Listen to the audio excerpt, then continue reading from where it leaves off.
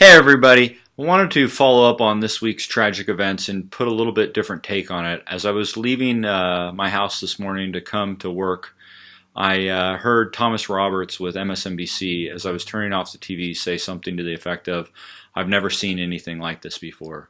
And although he's right, we've never seen anything like this, I was reminded immediately of what happened back in the 60s with the JFK assassination and how that transformed the media as we know it. I pride myself on being a media journalism expert and a news pundit, if you will.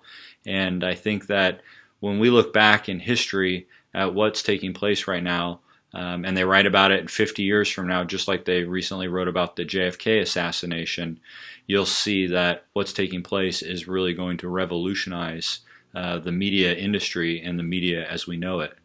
You can go all the way back to the 1800s when we had the telegraph and what that did and started communication, and where communication didn't have to be carried by hand and communication could travel rapidly, whether it was 1 mile or 1,000 miles.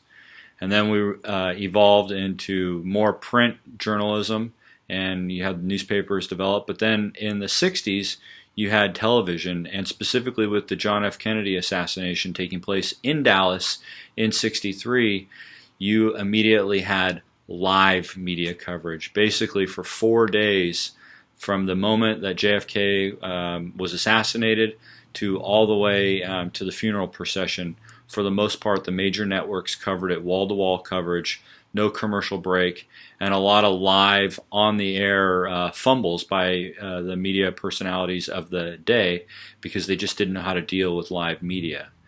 And so fast forward, I think it's very ironic and crazy that we have the situation that took place in Dallas and the other situations that have taken place recently with Facebook Live and people putting stuff on live and surpassing even our traditional media.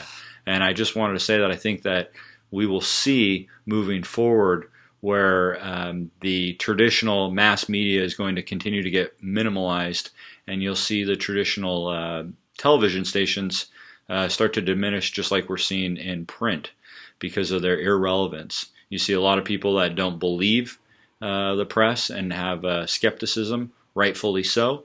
And now when you can go right on and see everything live, then you're going to go right to the source, so to speak.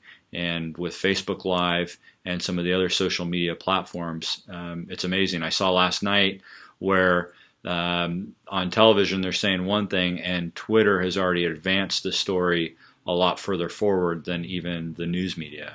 Again, also watching MSNBC this morning, they were racking a clip that was played on social media last night live showing the gunman, and there was a lot of carnage around. And on MSNBC, they cleaned the clip up, so all you saw was the gunman, and yet there was no indication from the clip that the clip had been cleaned up. Ironically, we just saw PBS over the 4th of July show the 4th of July fireworks special, and yet many people on social media called them out right away, saying, hey, there's clouds in Washington, D.C., how can this be actual footage? Which again, in my mind, just diminishes the credibility of the media.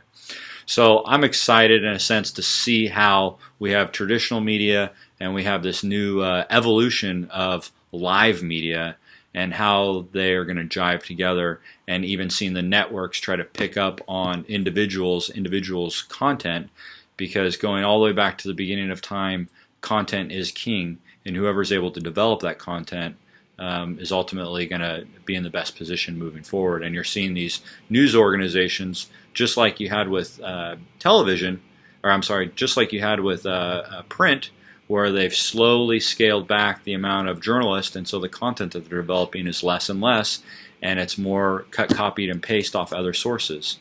And you're seeing the same thing now again in television, where a lot of the journalism, a lot of the information, a lot of the video isn't coming from the actual reporters. It's all coming from the individuals at the event. I thought it was fascinating. A couple of months ago, the Stephen Colbert on the Late Show had the gentleman, the founder of Snapchat, and he was talking about how Snapchat is to give somebody a 360 view perspective on an event instead of from one single shot. And you're seeing that play out on social media like Facebook and Twitter when you're seeing these stories and you're seeing this content being delivered from a variety of different angles. So I just wanted to share my take and thought it was interesting, and hopefully you do too. Have a great day. Bye.